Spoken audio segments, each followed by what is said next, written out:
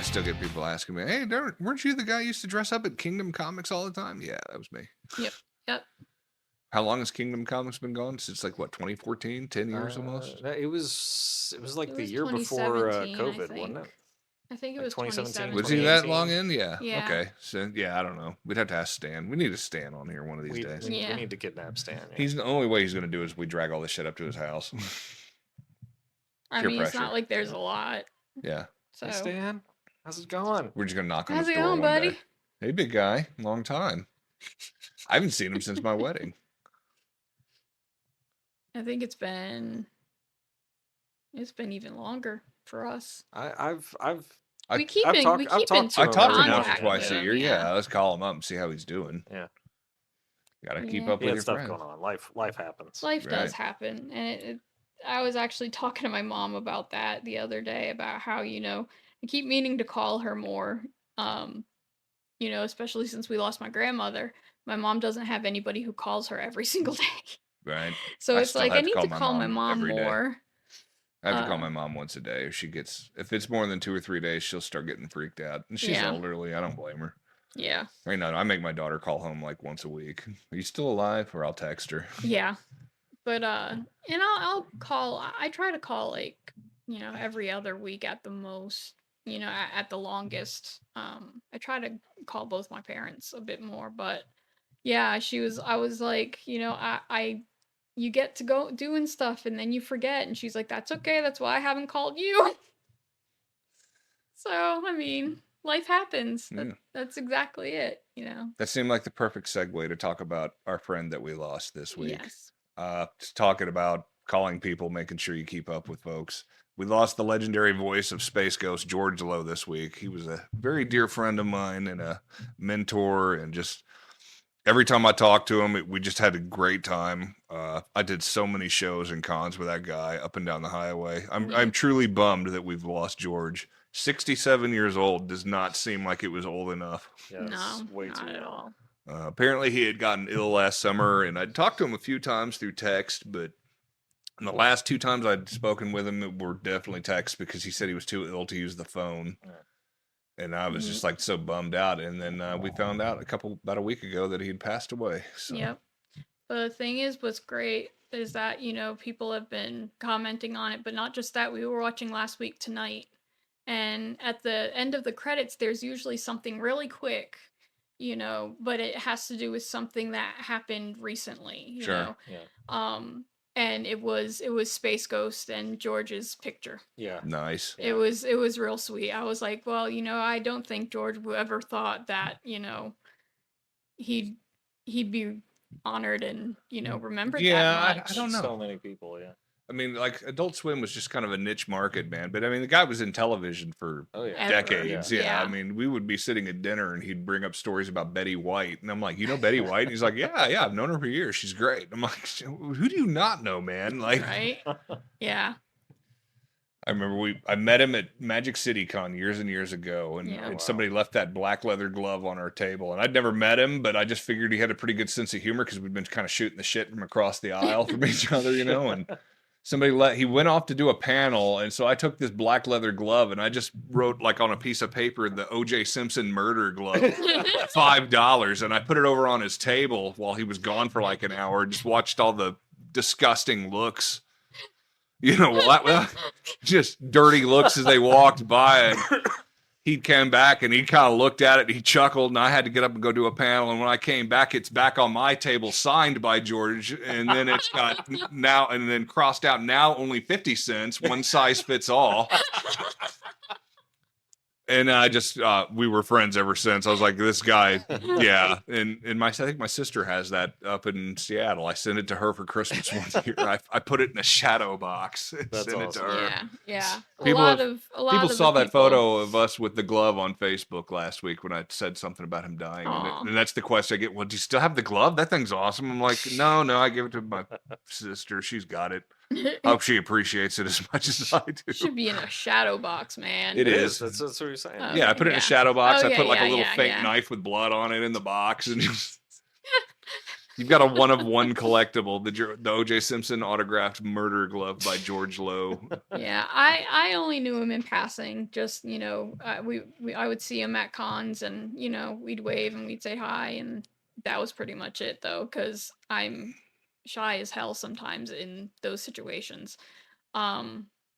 Which, I mean, you probably wouldn't recognize that because I'm always so outgoing after I get to know you. Right. I'm pretty good in 5 or 10 minute bursts. Yeah. If you came over here, yeah, I'd probably just ignore you and be playing on my phone. I'm not a very social person. Yeah. I have to work myself up to it. But everybody that I know who knew him, even if it was just from conventions and chatting with him and everything like that, he's one of the nicest guys, like super nice and with a really great sense of humor. So yeah. I think when I got to know him as well as I did, that's when I realized how talented that guy really was, and how much of that stuff on Space Ghost, Coast to Coast, had to have been improv, because that guy, that dude was like a mile a minute, man. You could say anything and he would have a comeback. I mean, just sharpest wit I've ever seen. Yeah. I mean, and funny. And man, Space Ghost is like the precursor to like things like Archer. I mean, the style is. I don't know that we would have Archer. Yeah, we wouldn't. Harvey Birdman, Attorney at Law. Yeah. Brack Show, all of that. C-Lab. I think that was my favorite thing that George did, was the unicorn from Robot Chicken. Yes, stroke my magical horn thusly. That's where I got the mayonnaise to make these sandwiches. So horrible. So messed up. The guy had like just a really dark, great sense of humor.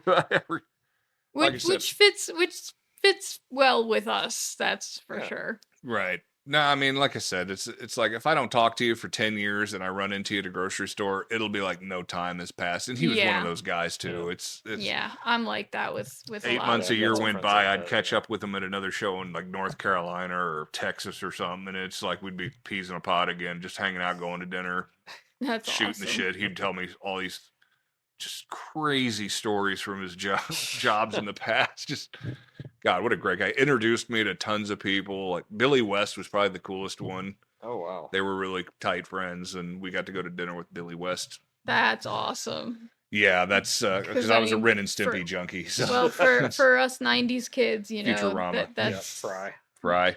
Billy West was like in everything. Yeah, I mean, he's like he was the Cheerios bee. Was he really? Yes, that too, for a really, really long time. But yeah, Stimpy. Yeah. But yep. I watched. There was one. It's another story for another time. But we went to dinner. Billy West and George Lowe and I and another guy and this other friend that was. I say friend loosely, but they invited themselves and then invited some tramps, and I just watched Billy West go off on this guy in the restaurant, and it was like Fry cursing out somebody, and George was back there. Yeah. You tell him, goddammit. Yeah, it's like he was watching two voiceover actor veterans just going off on somebody unfiltered. Both of them legends, man. They are. Yeah. Especially when you have those iconic voices, and it's the whole time I'm watching this, sitting back in a chair like, this is the greatest fucking show no one has ever seen. And now I'm all envious. I wish, would have been able to do more cons and do that type of stuff. We always have fun doing that stuff. So talking to Anthony Daniels at length is also another one, because he's got that iconic voice. It's like it's C-3PO, but he's talking about the nachos he just got at concessions and how terrible they were. You know what I mean? He's spoken with Anthony a couple times. Little bit, and he's a great guy too, man. But just off kilter, weird conversations you have with. And that's my advice for anybody. Say, how do you get to be friends with these people? How do you? I'm like, just treat them like normal people. They got problems. They got issues like everybody else. Yeah. Actually, Anthony Daniels. When I was a kid, we lived in Orlando. And Disney would do those Star Wars weekends. Sure. He showed up at one. He decided, instead of doing the normal, like guys up on the stage, like, oh, ladies and gentlemen, Anthony Daniels is here. And, escort him up and he signs autographs and does a chit chat. Instead, he decided he wanted to do something different. So we're standing in line under the baking sun. I'm there with my mom and my dad, and this guy cuts in line in front of him. And I'm hearing like my mom and dad kind of go back and forth. Did he just cut in line? How rude that cut in line. And I'm sitting there as a kid, like staring up, and it's Anthony Daniels. Yeah. And I'm like, he can cut into tugging any on my line he mom's wants. sleeve, like, please shut up. Shut up. Please stop. That's who we're here to see. And he's standing 2 inches from me. But yeah, he caught eyes with me, like he could obviously hear them, but Right. he like looked down and saw me and like saw the Right. and he was like gave a smile, and that was it. I was like, okay, Yeah. that just made my year. I've asked my right? dad, Homer, about this many times, and he swears he doesn't remember. But when we were living in Longmont, Colorado years ago, he took me to a Star Trek convention in Denver, in Aurora, Colorado. And it wasn't like the ones they have now. This is, you got to remember, this is 30 years ago. They weren't nearly as massive or as popular back then. And, God, it had to be like the second or third season of Star Trek. And so we were there to see Jonathan Frakes. Oh, yeah. And we went into this little small panel room, and it was empty, and I was so hyped I wanted to get there early so I could sit in the front row. And finally, we're sitting there, it's just me and my dad in this empty room in the dark, and this guy walks in, and it's Frakes, and he sits down. He's like, "Hey, is anybody sitting here?" And I'm like, I had to do the double take up. I'm like, my dad's like, "Yeah, go ahead." And we're still talking, and he's just totally ignoring. I'm like, Dad, that's fucking Commander Riker right there. This is like, just got the beard Commander Riker. Now he's all full swagger, and my dad's just talking to him about like Broncos football, and the Rockies just became a thing. The Colorado Rockies baseball team had just happened. Oh my God, just that all this was a while ago. Yeah, I know, right? I remember that. And like I'm sitting there having a fucking little like 12-year-old meltdown, and Dad's just completely fucking clueless about all that stuff. Homer doesn't understand any of that stuff. He was very military, and he's just if it was something from the '60s, he gets it. But still, to this day, I tell everybody I could put Darth Vader in a lineup with 5 white midgets, and he's still not going to be able to pick him out. Just not his bag, not his thing. My mom was pretty plugged into it because I liked it, but and he isn't against it, but I just appreciated that he would take the time to take me to that shit now. Yeah, my dad was the reason why I got into all of this, to be honest. Like my mom kind of gets it. She understands, the pop culture type thing. But like how deep I get into things, how much I become fans of Star Wars and comics and all of this stuff. I was all introduced by my dad. So But it's funny, I do shows with Frakes now. I've done several in the last year with him, and I tell him that story, and obviously he doesn't remember it. It's fucking, again, 30-something plus years ago. But he thought it was funny. I do have a photo somewhere with me and my dad and him, and I wish I could find it or dig it out, but we've moved so many times over the years. Well, that's like the one lost. with Delancey that we're waiting to go to a con that he was here last year. Delancey, I know. We weren't able to go. Did Iron City? I've seen him. That was the second time I met him. I met him 20 years ago in Dragon Con, and but Josh wants to bring the picture to show him. I have a Ramada Star Trek convention. Oh, really? Experience. Yeah, my dad took me to one. John was there, signing autographs and everything. I stood in line, got up to the front, and got the autograph. And my dad just starts like talking to him, chatting him up, and then all of a sudden he's telling the Ramada people to bring over a chair so that me and my dad can sit down next to him while he's signing photos. Yeah, so he can talk to us. Well, he did the same thing photos. to Kelly last year. Really? Because I was, I came in and I was telling him, I met you like 20 years ago, and you signed a photo for my nephew, and he actually took that photo with him to Afghanistan when he got deployed. Oh wow. When I met him and Anthony Daniels in the same time at Dragon Con. And again, this is 20 plus years ago. Yeah. And Kevin had just been born. So like, I just asked him, would you sign a photo to my newborn nephew? And Anthony Daniels was really cool. He put like, to Kevin, the force will be strong with you someday. Love, Anthony Daniels. There's a picture, but he took those with him. Cool. And you can take very few things with you on deployments that he wanted to keep though. And he took my little Spider-Man with him that Stan Lee gave me. You need to tell the Larry Hama story. No, I'm not telling Larry. Which are you talking about? Larry's a friend. What did he do? Oh, what did you do to Larry? No, yeah, yes. Yeah, Larry's another friend of mine, so you got to tell it now. It was we were in the men's room. I was at the urinal. It was one of those things, Did you try and look at his tunnel rat? No. I was sitting there just minding my own business, taking a leak, and just starts peeing and laughing. But he He made sure he got my eyes before he said. Yeah. He's I very. just think it's the funniest. I'm standing there as Tim Josh- Drake Robin with the mask on and everything. But meanwhile, he told me, he's like, meanwhile, I'm all like, this guy has written the Prolific the- Wolverine Yes. stories Yes. and One of G.I. the most Joe. prolific, Yeah. The G.I. Joe comics I cut my teeth Yep. on. Yeah. Yep. And all the file cards. Yeah. He wrote the file cards. But the best one I saw is sitting next to him at St. Tammany Con, which I'll be back in May this year. Nice. So if you're in the St. Tammany, New Orleans area, come out, see the show. Ben Roberts and his lovely wife put on a hell of a soiree there. One of the best toy shows I go to every year, St. Tammany Con. Okay. If you've got hey, you guys want to go, let's go. But I was gonna say take a road trip. That's one we might have to. Dude, I'm telling you, it's consider. like garage sale prices for really good stuff. Yeah, it's a buyer's paradise in there. And the vendors there are amazing. Nice. But anyway, yeah, Larry was there one year, and I sat next to him, and just the funniest thing I ever saw anybody at a con. This guy comes up with a radio flyer wagon full of comics and G.I. Joe figures and Wolverine shit and pops, and this is obviously a guy who owns a comic book store somewhere, you know. And Larry at that point, and he still does, if you want it made out to you, he'll give you a free autograph, and that's just the coolness of Larry Hama. If you want a picture or something, he's a nice guy. Yeah, like you want him to do you a sketch, it's going to cost you some cheddar now, but at that point, so this dude, and usually he'll do one or two items, you know, if you got like a friend that you're like, hey, can you make this out to Paul or whatever, he'll do it. But this dude had this radio flyer. I mean, it was just packed full of shit. Just like barely could keep all the stuff in there. And Larry was eating his lunch. They brought him a salad. He's sitting there eating, and he's watching this guy walk up. And I'm just like, oh, this is going to be fucking brilliant. And the guy just looks Larry dead in the face. He says, hey, man, Mr. Hama, it's an honor to meet you, and I hate to bother you while you're eating. And before he could even get another word out, Larry just looks at him with that death stare and goes, then why are you?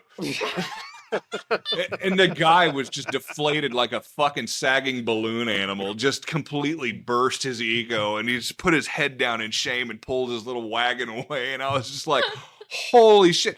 And I'm laughing, I'm dying laughing, and he looks at me and goes, what? You know, I was like, that is the most metal fucking thing I've ever seen, Larry. And he just busted out laughing. He's like, what? I'm having lunch. What do you want? You know, it's like, I'm obviously not doing, but yeah, God, I've loved Larry ever since I saw that. He's so funny. I actually got the honor of going to dinner with him and Jim Shooter about a year or two ago, and watching two legends of Marvel. Oh man, throwing stories back and forth. I would be like, and Sergeant Slaughter wandering in during the middle of it. Yeah, no, I you know, if I don't wish ever I had more convention stories. If I didn't do any more cons and the Mr. Famous 15 minutes ended. Man, I've had some great experiences, man. Oh, yeah. Met some really rocking people. And that's why I'm going to really miss George Lowe. He was the first guy that actually gave me the time of day, the first guy that actually talked to me, didn't look down at me because my part wasn't as big as theirs or, you know. Yeah. That's probably going to be the next T-shirt we do, the Has Been Never Was T-shirt with my face on it. That's... But that was George. Like everybody he met, he was friends with him. I mean, he's just such a great guy, and he was definitely going to be missed. That guy was a talent that I think we only saw the tip of the iceberg of what that guy could have pulled off if he had the opportunities. Yeah. But we love you, George, and we miss you, buddy. Definitely. He's interviewing Jesus right now as Space Ghost. Actually, the one thought I had when I saw that he died, I was like, I hope somebody went and got his dogs, because he was a massive dog person. There's two things that if you knew him more than 2 minutes, like he really loved his mother and he loved his his dogs. So hopefully somebody got Bosco. Yeah. So we miss you, George. Thanks for everything, buddy. For sure. Making cons better. Making cons fun. He was worth every cent. I've got so many George pictures upstairs. I mean, we've got friends who, you know, they were when they saw, like, I was a bit delayed getting the news, but I saw it because some friends were talking, and you know, they were basically swapping their George Lowe, you know, meeting him at convention stories, and one of them was like, you know, that was I got the courage to continue to go to conventions because of that interaction with him. Like, he was just such a great guy. Down to earth, and it was never like, for George, he was always a pro too, because it wasn't like stamp his name on the photo next. next. I mean, he would spend the time and chat with everybody. Yeah. Like, he made sure he got your money's worth. If you're going to slap down 30 or 40 bucks to get that DVD signed or that Space Ghost doll signed, you're going to get your money's worth out of it and have a story. And again, that guy just, the shit that would come off his brain out of right field was just brilliantly humorous, hilarious guy. Just all the talent in the world. I wish they could have gotten him going on some other stuff. I mean, Space Ghost is a great legacy, but if you dig deeper, that guy had a really great career. Yeah. In the news, I think he was a news person for a while there, reporter. Well, his voice was so iconic. Like there He was started just out in this radio, this didn't he? timbre to it that Yeah. you He know had that low bass that was Yeah, and a lot of but- energy, which is a but it weird was combination. it was like the he always had an announcer voice to Right. me. Like I mean, it was always like Well, he you was the could perfect voice for Space Ghost. He I mean, was. It was. And, it's just, it's so memorable. It's like I can hear his voice in my head, That's how. I did ask him once what his favorite interview was, and he said it was Metallica.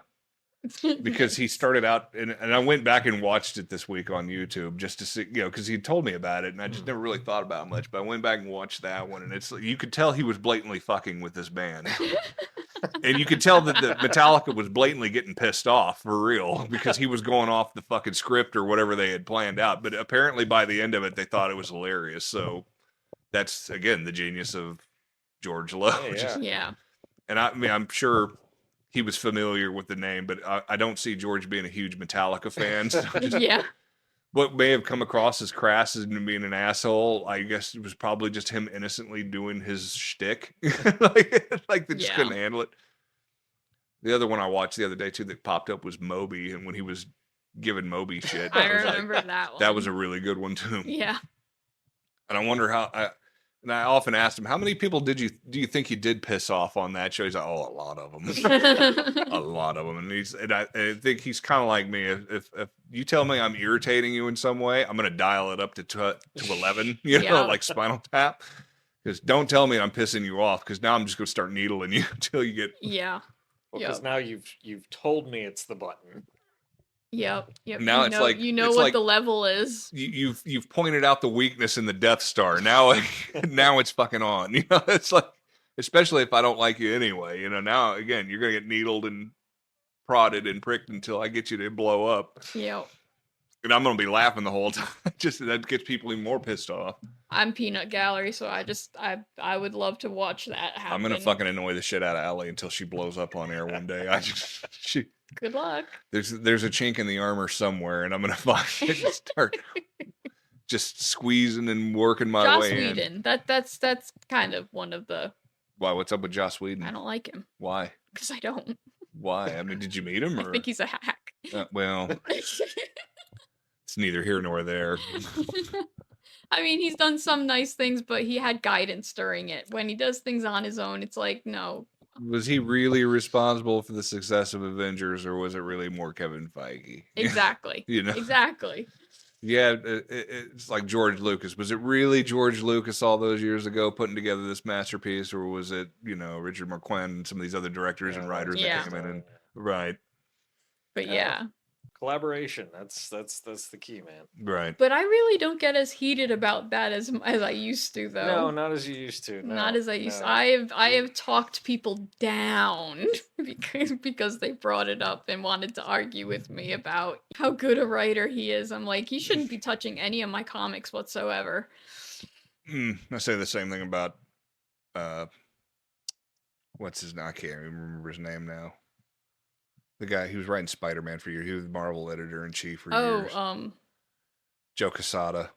Yeah, I hate that guy. I stood I've probably told this story on the air many times, but I went to Emerald City Con back in, I think it was 2009, and I stood in line for almost 2.5 hours so I could meet him face to face and tell him that he sucked to his face. My brother and my sister out there were like, dude, are you serious? I'm like, you trying to get his autograph? I'm like, fuck no, that guy's a hack. Then what are you doing? I'm like, I just want to tell him that he sucks. And I did. I stood there all 3 hours. I just stood in line and waited my turn and bided my time. And I got to the table and he was doodling a sketch for somebody. And he's, what can I do for you? I'm like, nothing. And he just stopped and he kind of looked at me like inquisitive, like a deer in headlights, like, excuse me? I'm like, yeah, I just wanted to come up here and tell you that you suck to your face and you're ruining Marvel and you're ruining Spider-Man. And he just was like stunned, like he just puts his pencil to his head, like, yeah, now I've got his undivided attention. And he just looks at me and goes, are you still buying the comics? I'm like, well, yeah. He's like, well, I believe I've won that argument. And he goes back to sketch. I'm like, this motherfucker. You got me. Touche, Joe Quesada. Touche. He just kind of chuckled, went back to sketch. I was like, all right, you got me. I just walked off, didn't get his autograph or anything. Just like, okay. That, like, this is what I'm talking about. I want to watch these things happen. Like, The lengths I will go to be a dick.